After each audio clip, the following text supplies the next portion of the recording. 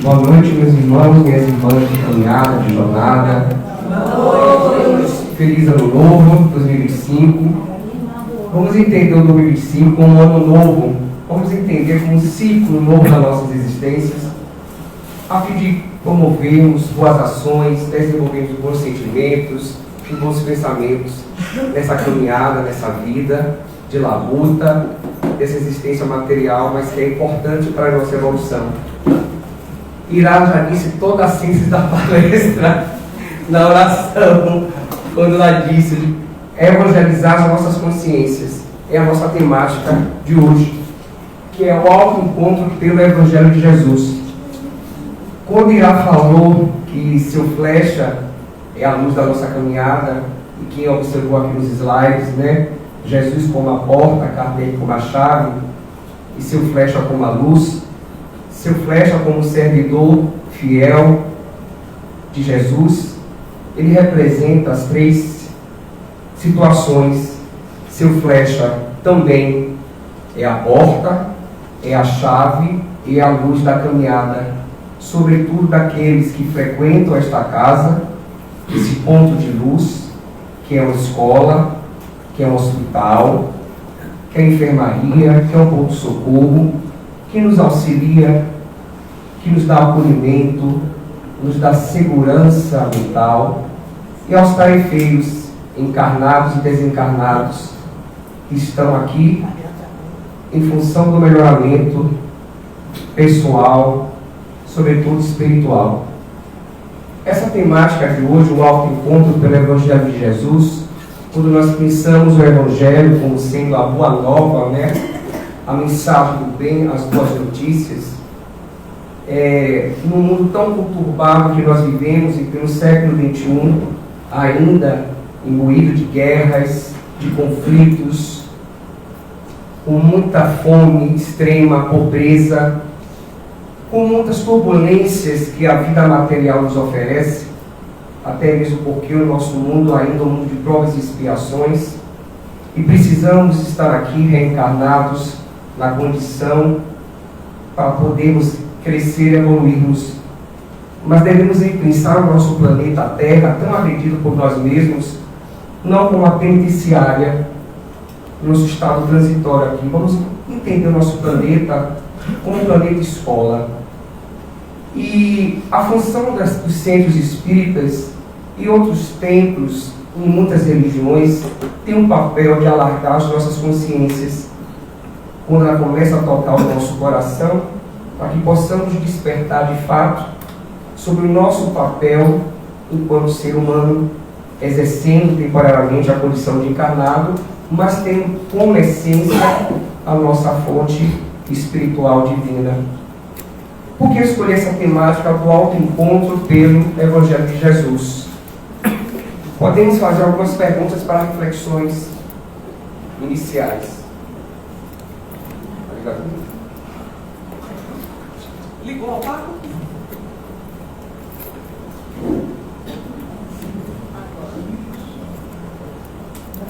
Nós estamos em busca do que, finalmente? Quando nós entramos a um templo, independente do segmento religioso, ao centro espírita, é comumente conhecido que entramos ou pela dor, menos pelo amor. Então todos nós estamos em busca de aliviarmos as nossas dores, os nossos sofrimentos, sejam de ordem material, orgânica, sobretudo moral e espiritual. E de fato, quando nós entramos na doutrina espírita, já que é essa doutrina que nós abraçamos, e nós estamos em busca de que, de fato, a doutrina espírita? Seria uma cura imediata de uma doença considerada incurável, segundo a medicina terrena? Seria em busca do melhoramento pessoal, tornando-nos uma pessoa melhor, homens e mulheres de bem? Nós estamos em busca de quê, de fato? Queremos encontrar quem ou que na doutrina espírita ou outro segmento religioso que podemos ter afinidade. Porque é preciso viver. Muitas vezes nós estamos na existência material em função das demandas materiais, nós sobrevivemos mais do que vivemos. Muitos seres estão encarnados nesse planeta com condições na penúria existencial, material e espiritual, e que não têm a consciência do seu próprio existir, porque ela precisa lutar diariamente pelo pão de cada dia. Ela precisa em busca da luta para a sobrevivência. Ela não pensa além da vivência, de viver, mas sim é preciso sobreviver a priori. E nós, que nós temos uma condição um pouco melhor, nós não pensamos nisso quando deitamos o nosso travesseiro na nossa cama quente, daquele irmão que nem cama tem, não tem um pão no dia seguinte. Nós temos a consciência de que no dia seguinte seremos alimentados. Então, de fato, nós estamos apenas vivendo, sobrevivendo, e esses irmãos estão vivendo ou apenas sobrevivendo. Como Jesus disse no Evangelho, nós estamos em busca, da vida em abundância. Mas que vida em abundância é essa que Jesus quer nos ensinar? Seria apenas a vida material? Será apenas viver para trabalhar, para pagar contas, pagar luz, água, pagar a escola de filho, casar, ter filho? É o projeto da nossa existência material. Será que se limita a isso? Aí vamos crescer, vamos envelhecer, aí vamos desencarnar, pronto, acabou. Será que só isso? Enquanto ser desencarnado e você reflete no mundo espiritual, o que é que eu deixei de herança para os meus familiares que ficaram, ou para as pessoas com as quais convivi no trabalho, na rua, no centro, na igreja? O que eu deixei como herança moral, como experiência de vida, ser lembrado como uma pessoa, ou aquela pessoa que sinto falta dela, pelo carinho, pelo abraço, pelo beijo, pela palavra de conforto, pelo exemplo de vida, sendo uma mulher, um homem respeitável. Quais são as nossas heranças que queremos deixar para os nossos filhos, para os nossos netos, para os nossos irmãos, para os nossos companheiros de caminhada do centro espírita, no ambiente de trabalho, não somente no núcleo familiar?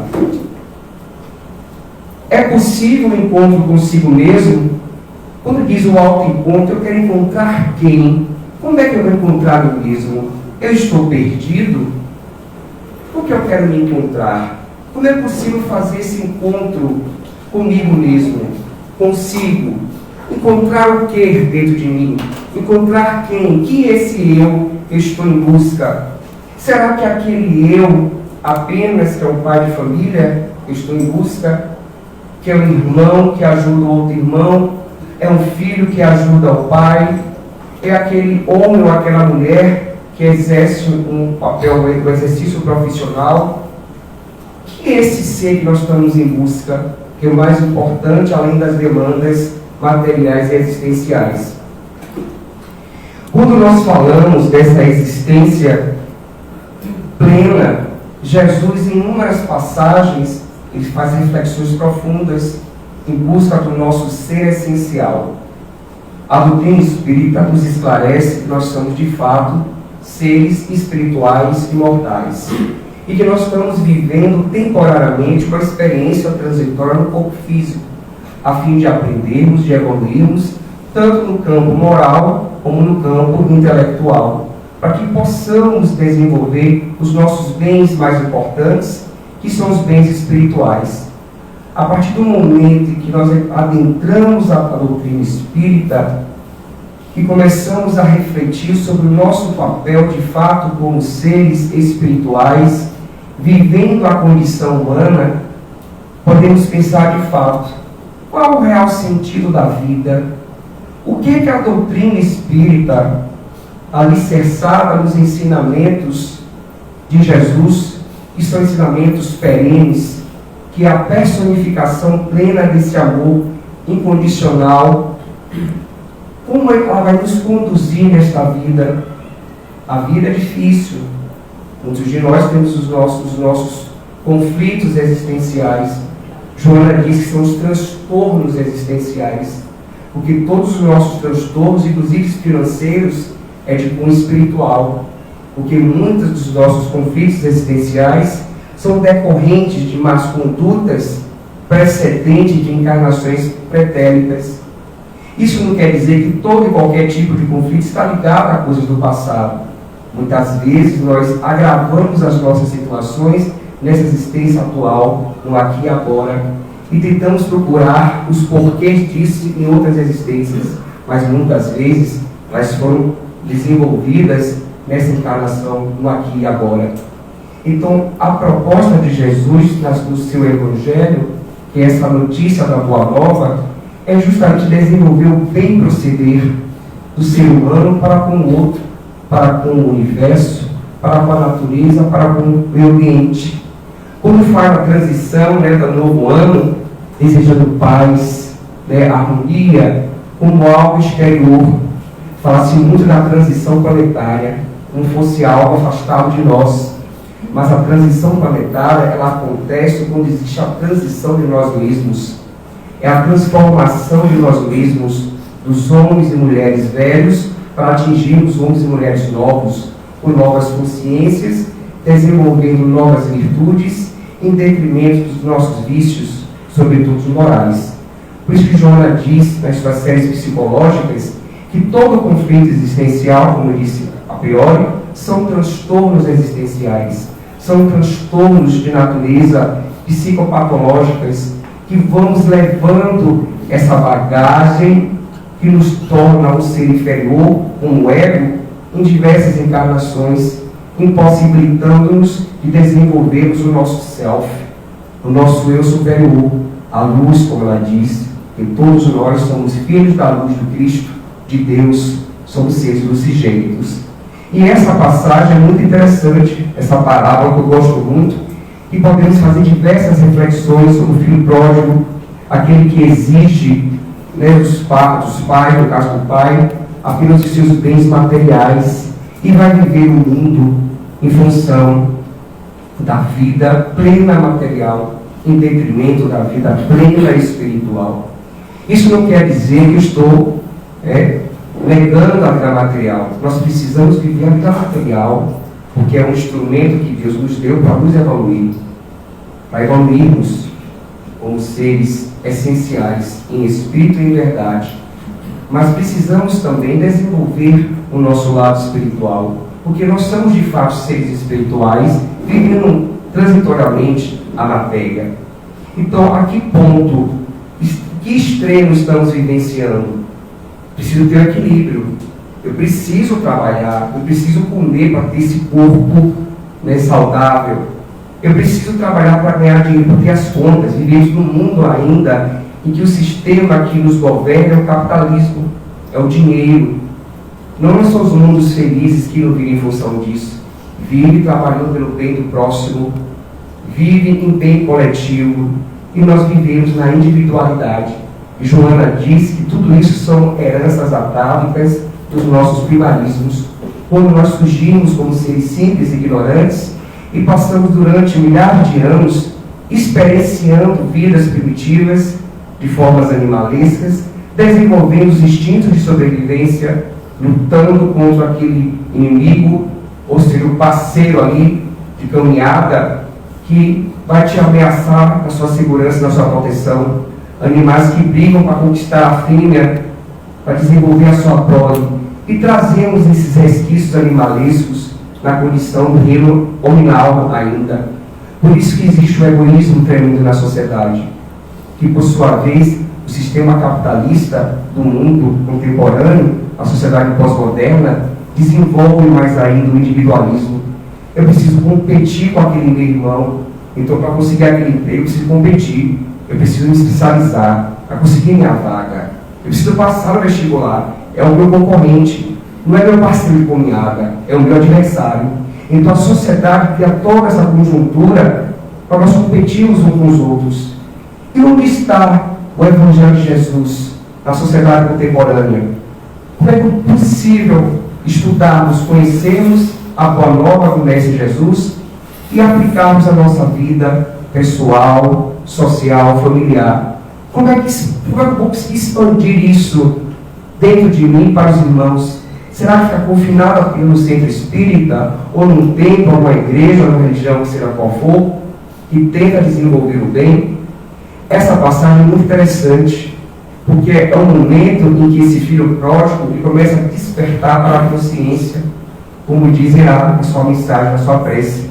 Evangelizar a consciência é despertarmos para os ensinamentos de Jesus. Porque, infelizmente, ainda, dentro do movimento espírita, inclusive, pensamos Jesus como aquela figura que é o Redentor, que é o Salvador dos nossos pecados, das chamadas nossas dívidas kármicas. Nós devemos entender Jesus apenas não como um ser que teve aqui encarnado, mas, sobretudo, não só pelos seus milagres, ele é visto mais em algumas igrejas pelos seus milagres, mas entender e compreender Jesus pela sua mensagem, pela mensagem de amor pleno, que ainda nós não conhecemos esse amor. O nosso amor ainda está alicerçado na matéria.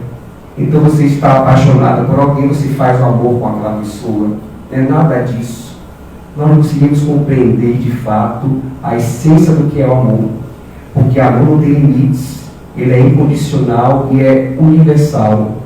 Mas o nosso amor ainda é limitado. Porque eu amo meus filhos, eu amo meu irmão. Alguém de fora que agrediu minha mãe, meu filho, eu vou recorrer a esses requisitos atávicos do egoísmo, do meu instinto de proteção e segurança. Eu vou estar em embate ao meu irmão. Porque eu enxergo, não vou enxergar Iracema, eu não vou enxergar Francisco como irmão, oriundos da fonte primária, universal, divina. Eu vou entender como meu adversário, como meu inimigo. Então a sociedade que nós vivemos está tão conturbada, prega esse tipo de princípios. E como confrontar esses princípios exteriores com aquilo que nós aprendemos, estudamos e tentamos vivenciar na nossa vida diária, não só dentro da casa espírita, porque o papel da casa espírita, além das atividades assistenciais que existem, é justamente desenvolvermos em nós essa competência, essa habilidade que encontra-se em estado latente, a solidariedade, a caridade sem segundas intenções, de forma plena, de forma justa, de forma respeitosa, sobretudo sincero com você mesmo, não pensando numa retribuição. Eu vou estar no centro espírita, trabalhando, porque eu quero conquistar bons olhos. Devemos pensar assim. Eu sei que a priori as pessoas fazem alguns bens, realizam alguns bens em função do outro, em função de recompensa, mas a partir do momento ela desperta a consciência de fazer o bem, pelo fato de fazer o bem, sem pensar em benefícios e recompensas, é um alívio pleno, porque você começa a sentir no fundo da sua alma que aquele irmão, né, ele sentiu você como apoio, você conseguiu salvar aquele irmão. E esse salvar, né, vai estar representado justamente nessa parábola, a parábola do filho pródigo. Ao que diz essa parábola, eu vou colocar os três para que possamos fazer uma análise, uma reflexão. Acho que descarregou aqui, Bela. Acho que descarregou aqui o negocinho. Passa ali, por favor. Eu gosto pouco mesmo. Vou ficar aqui junto do seu flash. Então, por trechos, fazer uma análise profunda. O que essa parábola é muito importante para mim, entre outras palavras que eu gosto de Jesus. Porque eu me identifico muito no despertar da consciência e quando você desperta em você mesmo, em que você vacila a sua fé torna-se vacilante, e você começa a questionar sobre o que você aprendeu na doutrina espírita, o que você está vivenciando. E foi um momento de alguns anos para cá, de 3, 4 anos para cá, que eu comecei a me questionar. E é preciso, às vezes, você entrar no fundo do poço, você começar a exteriorizar as suas sombras, para você identificar de que aquela sombra não é o seu eu real, é o seu eu aparente. É preciso tirar aquela sombra, aquelas máscaras, imbuídas de egoísmo e de orgulho, para que possamos enxergar a nossa essência divina. Então, muitas vezes, as dores do plano material, os sofrimentos, as doenças, as crises existenciais, emocionais, perda de relacionamento, né? Perdas de entes queridos, entre aspas, perdas de emprego, desemprego, às vezes é um despertar. O que está acontecendo na minha vida? O que eu preciso enxergar para mudar isso? Eu não estou conseguindo enxergar, porque estou enxergando de fora, mas eu preciso enxergar de dentro para fora. O que está acontecendo comigo? Por que eu? Não é o porquê eu, é para quê? Qual a finalidade disso na minha existência?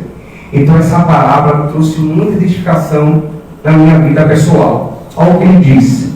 O homem tinha 2 filhos. O mais jovem disse ao pai: dá-me a parte da herança que me cabe. E o pai dividiu a herança entre eles. Observe como fala mais jovem, a imprudência que existe nas pessoas jovens, ou as pessoas que têm uma cronologia, uma faixa etária de 40 ou 50 anos, mas ainda é imaturo na sua vivência, na sua experiência de vida. E são irresponsáveis. Por isso que diz na escola, né? Eu vou entrar em contato com o seu responsável. Porque até por ter desenvolvimento neurológico, a criança não é responsável pelos seus atos. Ela está ligada muito na resposta imediata. Ela não tem autonomia. Ela vive no mundo da heteronomia. Ela não cria essa autonomia. Poucos dias depois, juntando todos os seus haveres, o filho mais jovem partiu para uma região longínqua e ali dissipou sua herança com uma vida desregrada. Então ele estava acolhido ao pai, tinha uma vida confortável e ele exigiu herança e acabou com essa herança tendo uma vida desregrada. Fizeram um paralelo com o mundo atual contemporâneo, que existe de muitas famílias, dos filhos que brigam, que matam entre si para ter herança do pai, ou os filhos que matam os pais para ter herança. São os casos desastrosos que nós vemos nas redes sociais, nas televisões aí no mundo todo. E gastou tudo, sobreviveu àquela região uma grande fome, e ele começou a passar por privações. Foi então empregar-se com um dos homens daquela região, que mandou para os seus campos cuidar dos porcos. Ele queria matar a fome com as bolotas que os porcos comiam, mas ninguém dava. Ele apresentou na condição de um porco, trabalhando para cuidar dos porcos, comia até o que os porcos comiam, e tinha uma comida plena em abundância. Passava fome e privação, não só fome do corpo físico, mas ele passou a fome espiritual, a fome da sua consciência, a fome em relação à conquista do seu próprio eu, a conquista da sua própria identidade. Então tornou-se um ser despersonalizado, destituído de si mesmo. Ele estava perdido, porque estava na terra longínqua, ele estava distante da essência divina, ele estava distante de Deus, ele estava distante do reino que encontra-se dentro dele. Então ele não conseguiu despertar ainda para isso. Passa aí, por favor. E caindo em si, disse: quantos empregados de meu pai têm pão com fartura e eu aqui morrendo de fome? Vou-me embora procurar meu pai e dizer-lhe: pai, pequei contra o céu e contra ti, já não sou digno de ser chamado teu filho. Trata-me como um dos teus empregados. Partiu então e foi ao encontro de seu pai. Ele entendia que nem os empregados do pai eram tratados como empregados, como daquele que comia resto dos porcos. O pai tratava, inclusive, os empregados, dando uma boa alimentação. Só que quando a gente está no momento de desvirtuamento da vida, há um momento que bate aquela consciência dos nossos equívocos, porque o pecado, na verdade, a doutrina espírita, são os nossos erros, devido às nossas imperfeições, e não pecado pelo pecado. Eu errei. Vamos desenvolver o sentimento de culpa? Não. Vamos desenvolver, sim, o sentimento de responsabilidade. É o momento em que a pessoa é irresponsável sobre seus próprios atos, pensamentos e sentimentos. Sim, falhei, errei naquele momento, mas bateu a consciência e eu preciso corrigir isso. Eu preciso levantar o meu humor, a minha estima, e não me deixar abater. Eu preciso levantar. Precisamos levantar e continuar em frente. Ele teve esse ímpeto de força e foi ao encontro do Pai. Estava distante do Pai Celestial, do Pai físico, mas ele foi contra desse pai que dá proteção, que dá segurança, que dá acalento, que é o pai que está em abundância, que vai fornecê-lo novamente, né, o bem não só material, né, mas o bem espiritual. Ele estava com fome a fome orgânica e a fome espiritual. Ele estava ainda longe quando seu pai viu, encheu-se de compaixão, correu e lançou-se-lhe ao pescoço, cobrindo de beijos. O filho então disse-lhe: Pai, eu pequei contra o céu e contra ti, já não sou digno de ser chamado teu filho. Então ele começou a se punir, a se penalizar, de não ser digno dessa proteção, porque ele exigiu o pai a herança, gastou, exigiu o pai, e o pai deixou ele seguir a vida.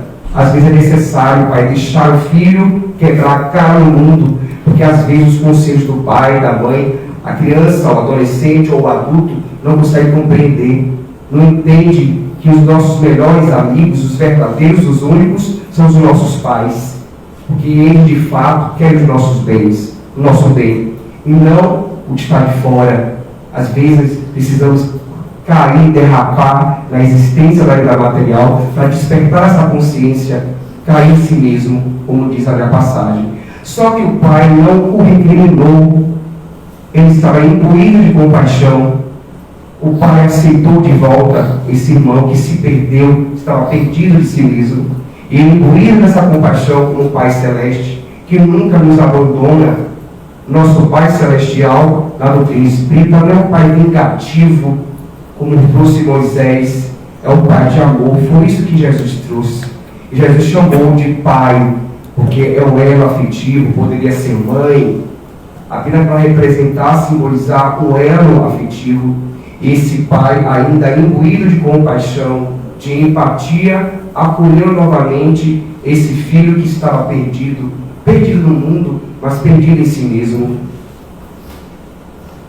Mas o pai disse aos seus servos: Ide depressa, trazei a melhor túnica e revesti-o com ela. Ponde-lhe um anel no dedo e sandálias nos pés.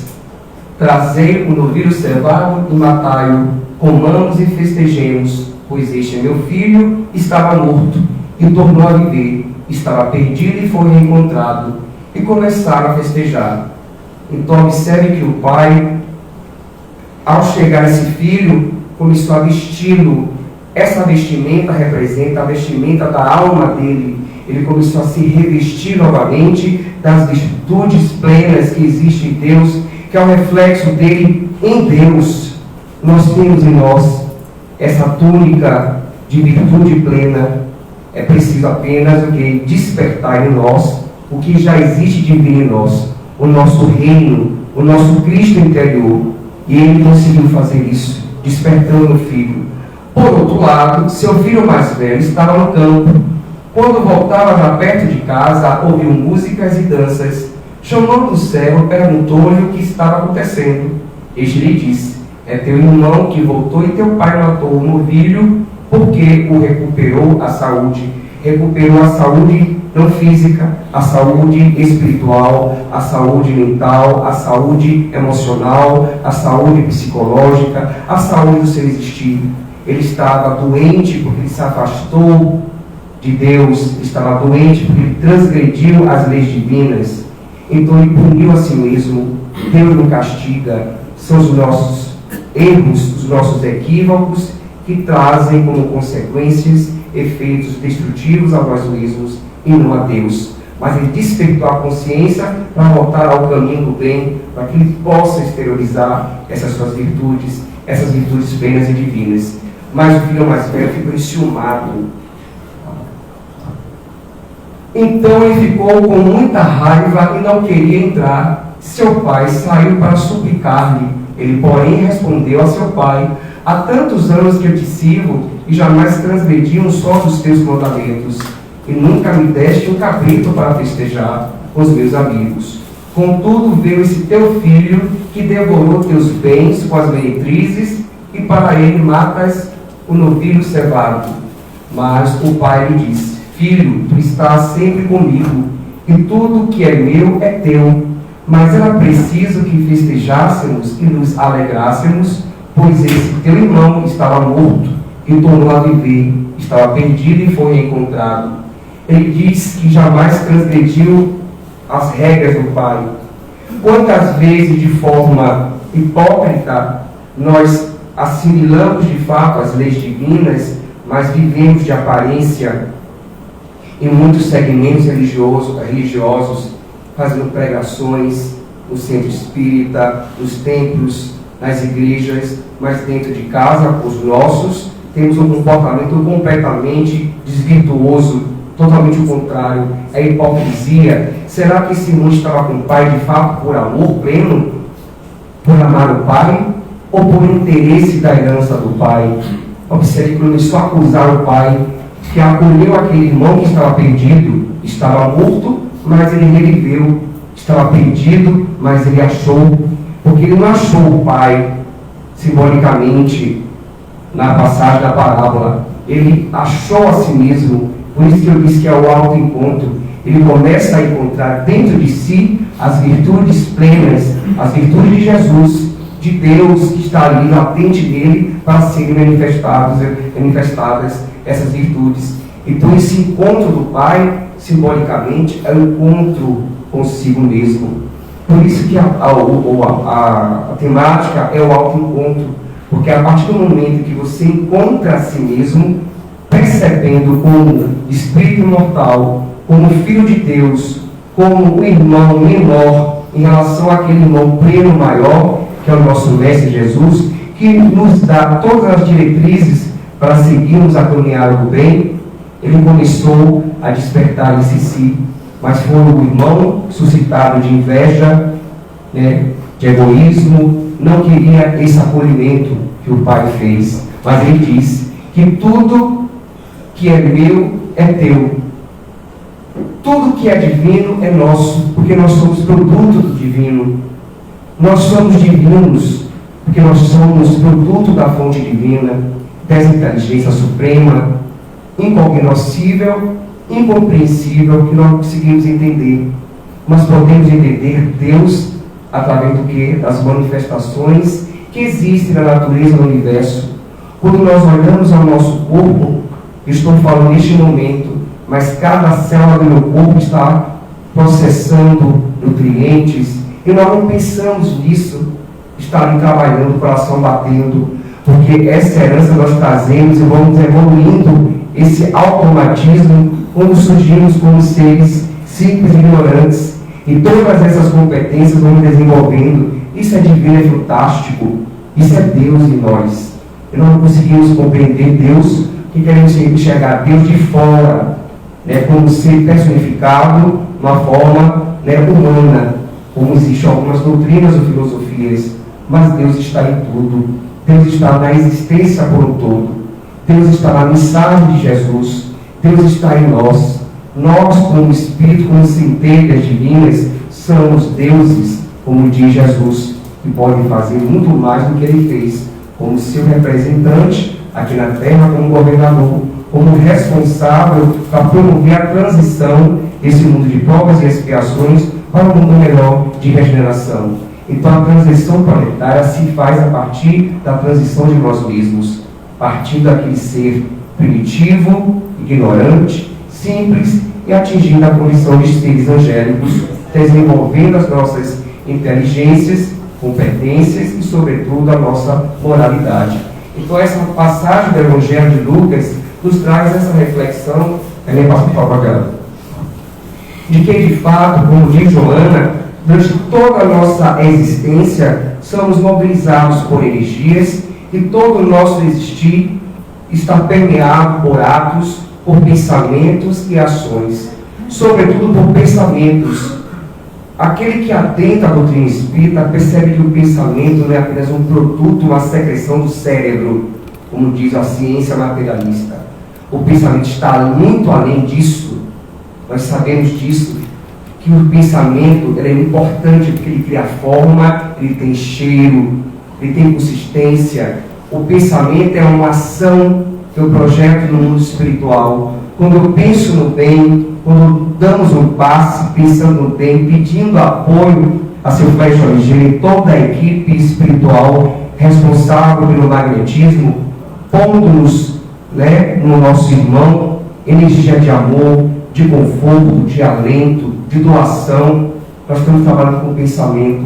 Esse pensamento equilibrado, não um pensamento negativo, não um pensamento que a sociedade nos exige, não um pensamento que é promovido pelas redes sociais, pelas redes televisivas, que a todo momento bombardeando, né, mensagens negativas de destruição, de morte, criando pânico, criando medo na sociedade.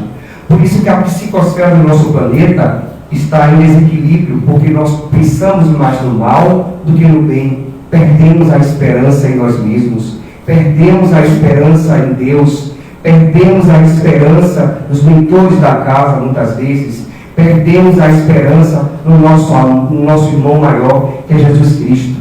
Então, a partir do momento que eu desperto a consciência de que, de fato, eu preciso encontrar dentro de mim o meu eu real, que é esse eu superior, como diz Joana de Ângeles nas suas obras psicológicas, eu aprecio muito, é desenvolver esse amor pleno, primeiro o auto-amor, o amor de si mesmo, o auto-respeito, e estender esse auto-amor para todos aqueles com os quais convivemos, que é o amor, o amor ao próximo. Por isso que o pilar da doutrina espírita está alicerçado no Evangelho de Jesus, que é um mandamento maior, amar a Deus sobre todas as coisas e ao próximo como a nós mesmos. Como é que eu vou amar o meu próximo se eu não amo a mim mesmo? Como é que eu vou desenvolver o auto-amor se eu não consigo desenvolver o auto-amor, o respeito a mim mesmo, agredindo o meu corpo com drogas, com comportamentos desvirtuados? É preciso cair em si, como diz aqui na passagem do irmão, do filho pródigo, para ele despertar o que é importante, o que é essencial na sua existência, na sua vida, e destituirmos desse eu inferior que está habituado dos dois irmãos, que são permeados por essas energias de desamor, de ódio, de raiva, de vingança ou de pseudo-amor, quando nos apresentamos aquilo que queremos ser como aparentes, mas na verdade nós não somos. É o lance do Foucault chama de neurotização da perfeição. É quando nós criamos as máscaras de que somos bonzinhos. Então lá fora eu quebro o pau, chego aqui no centro espírita, olha, muda até a voz. Olha, tudo bem, gente, mas que é um santo. É uma peste ali no mundo. Quem sabe disso são os mentores da casa, que aqui, ó, pensamento, eles não estão vendo o que estou falando, estão chegando aqui à minha mente, o pensamento. Então não existe mentira no plano espiritual. Cada mentor espiritual dessa casa conhece cada um de nós, conhece as nossas limitações, os nossos defeitos e as nossas perfeições. Mas esse irmão de caminhada, assim, flecha ligeira, não julga nenhum de nós, porque ele sabe, como irmão Jesus, das nossas limitações. Como diz a passagem, esse pai, ele foi imbuído de um quê? Diz a passagem da parábola, de compaixão, de amor pleno. E os amigos espirituais, que são seres superiores a nós, dotados de uma moralidade elevada, eles entendem que eles passaram pela caminhada, mas nos dão apoio, não nos recriminam, mas sabem que o nosso papel, da nossa responsabilidade perante nós mesmos, de transformarmos a nós mesmos. Por isso que a expressão-chave da doutrina espírita é a reforma íntima, porque é cada um por si. Eu posso ajudar o outro, eu posso orientar o irmão, mas se você não se ajudar, não adianta. Não adianta ir acima orientar, aconselhar, o irmão conversar com você, se você não quer ser ajudado, se você não quer ser ajudado. Então depende de cada um de nós essa autoajuda. Por isso que o tema da palestra é o autoencontro pelo Evangelho de Jesus. Porque evangelizar, como dizerá, repetindo, logo na oração, evangelizar as nossas consciências é despertarmos para os ensinamentos de Jesus, para que esses ensinamentos adentrem em nós e a partir de nós aflore, para que possa ser compartilhado todos esses ensinamentos com os nossos irmãos de caminhadas, não pelo que eu vou falar, mas pelo meu comportamento, nas nossas ações. Então todo o nosso existir, que é permeado pelo pensar, pelo sentir e pelo agir, a partir do momento em que podemos paulatinamente desenvolver esse pensar, esse sentir e pensar, sentir e agir seguindo o Evangelho de Jesus, vamos galgando a nossa caminhada. Então eu fico muito agradecido pela casa, pelo acolhimento, por Irá, pelo nosso irmão Seu Flecha Ligeira, que não é apenas um indígena, como diz Irá, foi uma das encarnações dele. Ele trouxe essa roupagem espiritual, representando um ser que tem consciência da existência de um produto principal de Deus, da sua obra, que é a natureza, que o homem tanto agride, né, com seus pensamentos equivocados. Então, quando nós pensamos em Seu Flecha Ligeira, que é aquele irmão que representa, de fato, a obra principal de Deus, que é a obra divina, que é a natureza, que nos dá tudo, nos dá todas as condições de vivência e de sobrevivência. Infelizmente, nós, seres humanos, mesquinhos, orgulhosos e egoístas, destruímos a natureza, destruímos tudo em função do capital, do que é meu, do interesse. Então, o autoencontro é quando vamos desenvolver justamente a caridade, a humildade, em detrimento do egoísmo, do orgulho e de todos os outros vícios morais. Boa noite, muito obrigado.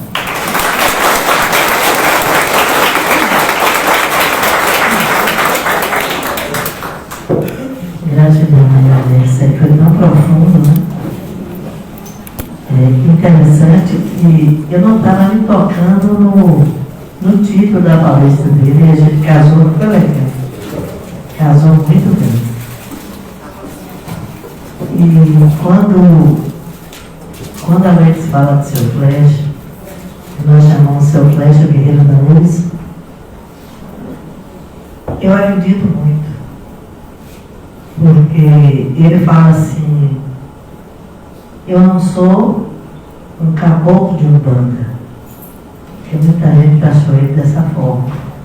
Como eu passei 7 anos na Umbanda, e eu tenho isso como um grande aprendizado,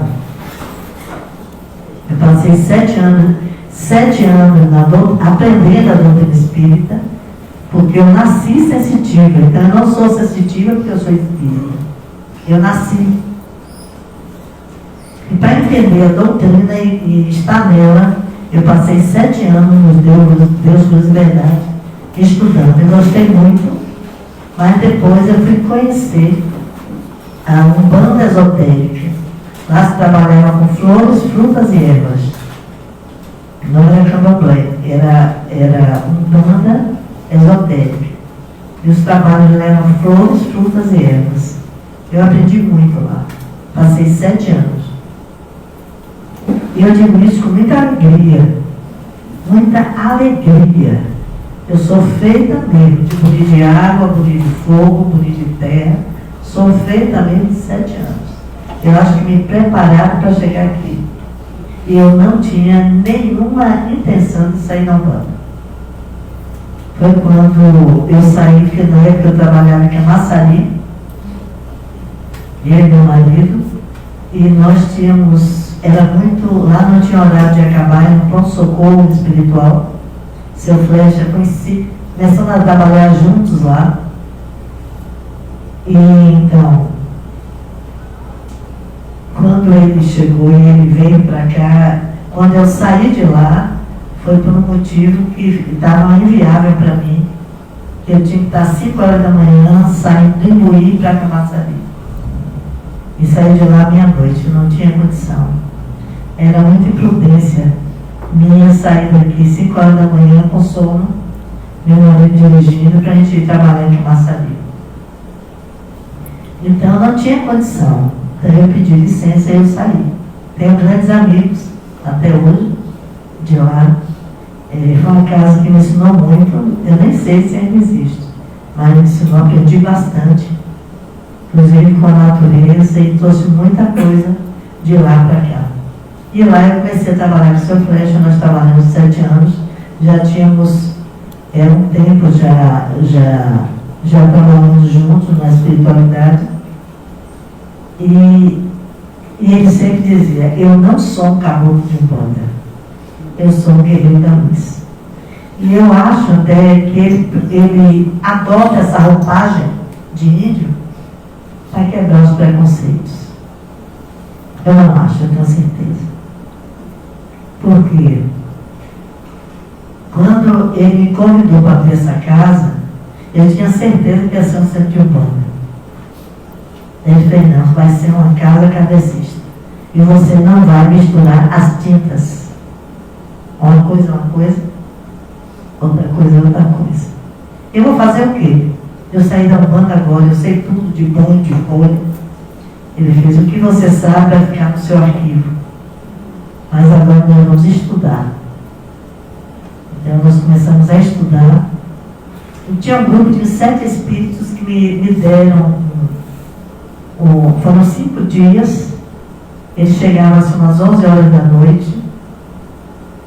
E eu psicografava com eles de junto uma situação chamada As Normas da Casa.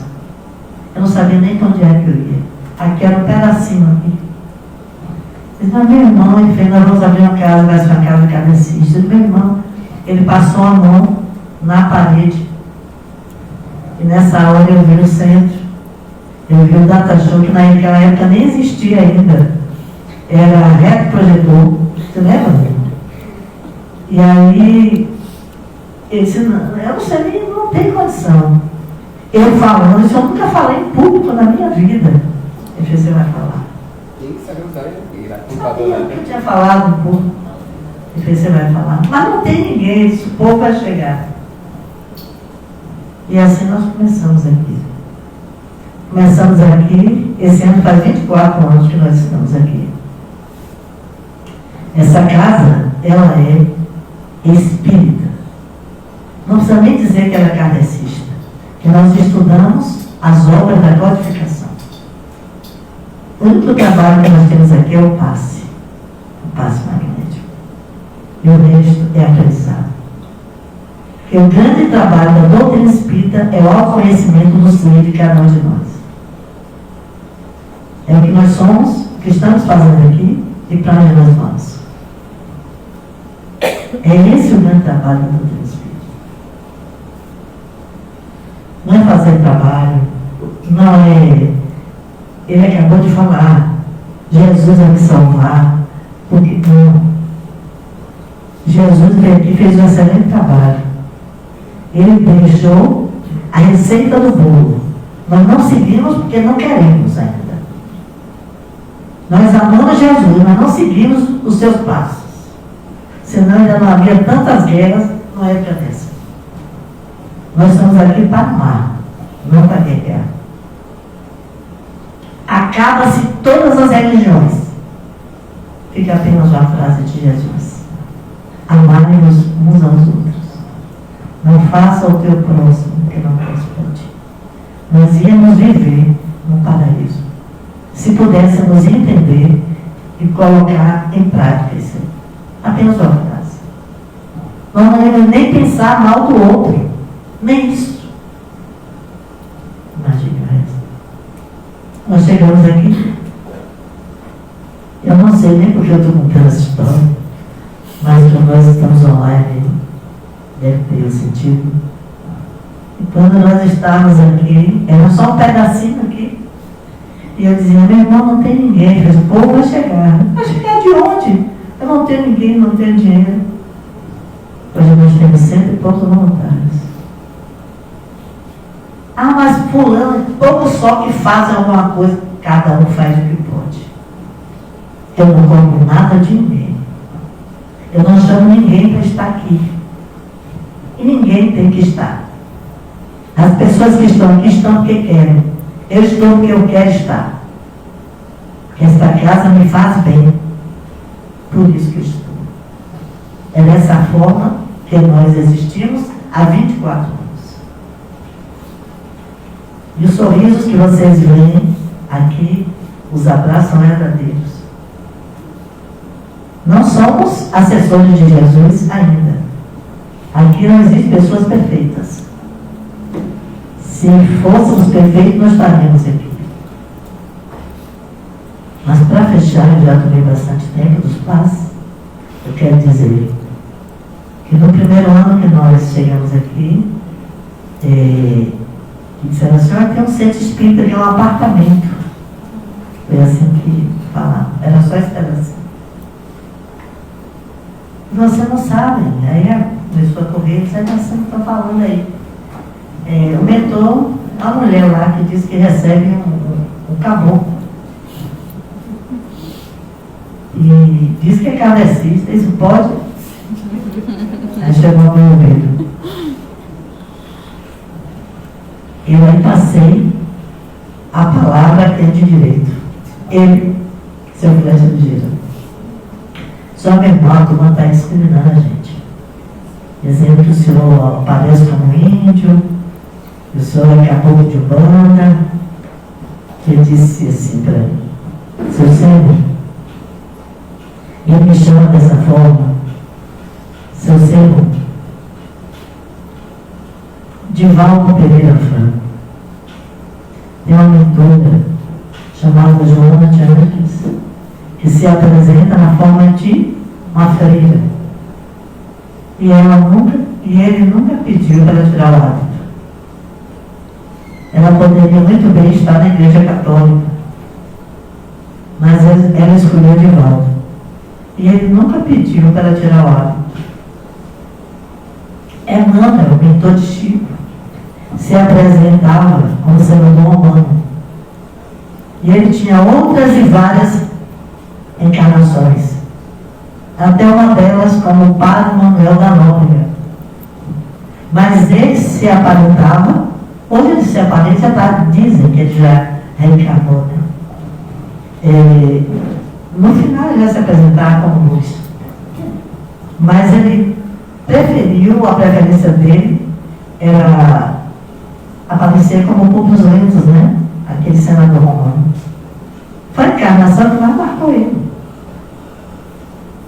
E aí eu fiquei parada, esse flecha disse assim, eu escolho aparecer como índio,